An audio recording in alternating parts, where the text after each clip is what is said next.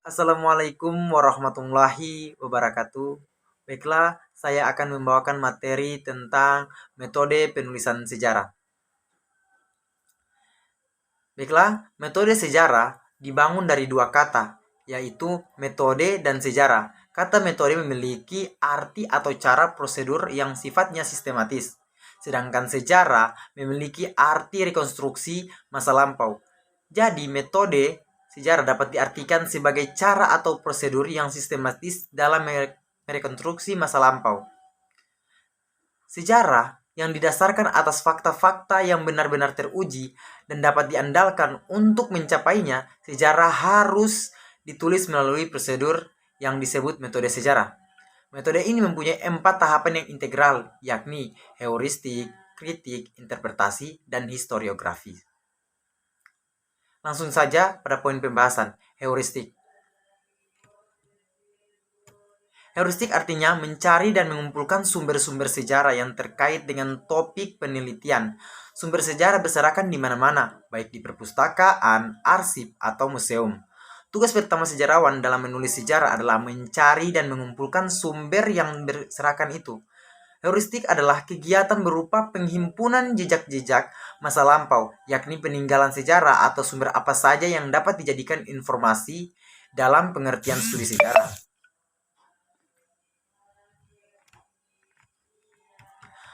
Louis Gottschalk telah memilih heuristik sebagai berikut. Yang pertama, ia memilih subjek. Dalam memilih subjek, heuristik harus merujuk pada 4 pertanyaan pokok, yakni di mana, siapa, bila mana, dan apa.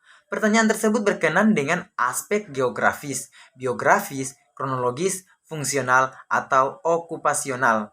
Dari pertanyaan pokok itulah berbagai keharusan konseptual dilakukan dan berbagai proses pengerjaan penelitian dan penulisan dijalani. Pertanyaan tersebut berfungsi untuk menentukan penting atau tidaknya suatu peristiwa yang diteliti. Juga sebagai alat untuk menentukan hal-hal mana yang bisa dijadikan fakta sejarah. Pendekatan fokus yang bersifat interrogatif tersebut akan menuntun sejarawan kepada subjek sehingga terhindar dari fokus yang ngawur atau tidak perlu. Kemudian kedua, informasi tentang subjek yang dapat diperoleh dari berbagai macam sumber, yakni rekaman zaman yang terdiri dari instruksi atau perintah, rekaman stenografis dan fonografis, surat niaga dan hukum, serta buku catatan pribadi dan memorandum praev. Kemudian yang kedua itu laporan konfidensial yang terdiri dari berita resmi, militer, dan diplomatik, jurnal atau buku harian, dan surat-surat pribadi. Kemudian yang ketiga laporan umum yang terdiri dari laporan dan berita surat kabar, memoir, dan autobiografi, sejarah resmi, suatu instansi, kemudian perusahaan dan sejenisnya. Yang keempat itu kuesionaris yang tertulis. Yang kelima dokumen pemerintah dan kompilasi terdiri dari risalah instansi pemerintah, undang-undang, dan peraturan. Yang keenam, pernyataan opini terdiri tajuk rencana, esai, pidato, brosur, surat. Nah, sumber-sumber informasi tersebut bukanlah sumber sejarah dalam arti sebenarnya, karena artinya ia hanya sebagai sarana untuk mencari keterangan tentang subjek, sedangkan sumber sejarah itu sendiri adalah hasil yang diperoleh dari pencarian informasi tersebut yang nantinya digunakan dalam penulisan sejarah setelah melalui tahapan pengujian.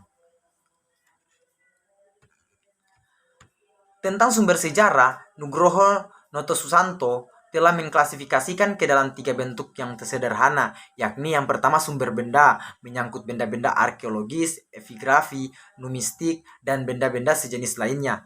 Kemudian yang kedua, sumber tertulis, terdiri dari buku-buku dan dokumen. Yang ketiga, itu sumber lisan, yang terdiri dari hasil wawancara dan tradisi lisan. Langsung saja pada metode selanjutnya, yaitu kritik. Kritik dilakukan oleh sejarawan manakala sumber-sumber sejarah telah dikumpulkan. Bisa dikatakan proses kedua. Ini adalah proses penyeleksian sumber. Sumber itu banyak dan harus diseleksi sesuai kebutuhan sejarawan. Proses kritik meliputi 2 macam, yaitu kritik eksternal dan internal. Jadi, kritik eksternal ini wajib dilakukan oleh sejarawan untuk mengetahui otentisitas atau keaslian sumber. Kritik eksternal meliputi tanggal dokumen, bahan dokumen yang di dalamnya kertas, tinta, dan gambar air. Isi dokumen, gaya tulisan atau huruf.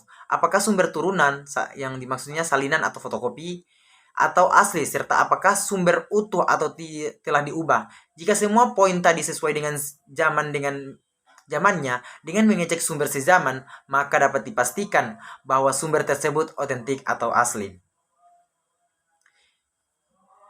Selanjutnya, kritik internal wajib dilakukan sejarawan untuk mengetahui kredibilitas sumber. Kredibilitas meliputi kemampuan dan kejujuran. Apakah sumber itu mampu mengatakan kebenaran, yang dimaksudnya kedekatan dengan peristiwa, keahlian dan kehadiran dalam peristiwa.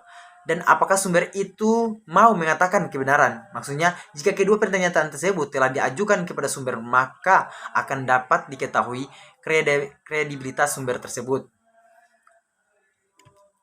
Sumber sejarah yang telah dikritik menjadi data sejarah belum bisa dikatakan fakta sejarah. Untuk menjadi fakta sejarah, maka data sejarah harus dikoroborasikan atau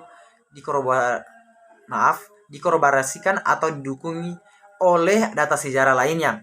Dukungan tersebut akan menghasilkan fakta sejarah yang mendekati kepastian atau hanya dugaan. Bisa saja data sejarah menjadi fakta sejarah selama tidak ada pertentangan di dalamnya. Ini dinamakan prinsip argumentum ex silentio. Kemudian langsung saja pada metode selanjutnya, yaitu interpretasi. Interpretasi adalah proses pemaknaan fakta sejarah. Dalam interpretasi terdapat 2 poin penting, yaitu sinetis, yaitu menyatukan, dan analisis, menguraikan. Fakta-fakta sejarah dapat diuraikan dan disatukan sehingga mempunyai makna yang berkaitan satu dengan lainnya. Data atau sumber sejarah yang dikritik akan menghasilkan fakta yang digunakan dalam penulisan sejarah. Namun demikian, sejarah itu sendiri bukanlah kumpulan dari fakta atau parade tokoh. Kronologis peristiwa atau deskripsi belaka yang apabila dibaca akan terasa kering karena kurang mempunyai makna. Fakta-fakta sejarah harus diinterpretasikan atau ditafsirkan agar sesuatu peristiwa dapat direkonstruksikan dengan baik, yakni dengan jalan menyeleksi, menyusun, mengurangi tekanan, dan menempatkan fakta dalam urutan kausal. Dengan demikian, tidak hanya pertanyaan di mana, siapa, bila mana, dan apa saja yang perlu dijawab, tetapi juga yang berkenan dengan kata mengapa dan apa jadinya. Langsung saja pada pembahasan selanjutnya, itu metode historiografi. Tahap keempat ini adalah tahap terakhir metode sejarah. Setelah sumber dikumpulkan, kemudian dikritik, seleksi, menjadi data, dan kemudian dimaknai menjadi fakta, langkah terakhir adalah menyusun semuanya menjadi satu tulisan untuk berbentuk narasi kronologis. Imajinasi sejarawan bermain di sini, tetapi tetap terbatas pada fakta-fakta sejarah yang ada. Semuanya tertulis berdasarkan urutan waktu. Keempat proses ini harus dipahami oleh sejarawan, khususnya masyarakat pada umumnya. Historiografi adalah penyajian hasil interpretasi fakta dalam bentuk tulisan. Dapat dikatakan historiografi sebagai puncak dari rangkaian kerja seorang sejarawan. Dan dari tahapan inilah dapat diketahui bahwa baik buruknya hasil kerja secara keseluruhan.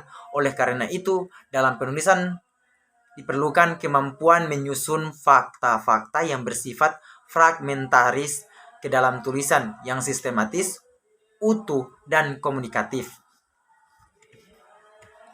Sekian, kurang dan lebihnya saya mohon maaf. Wassalamualaikum warahmatullahi wabarakatuh.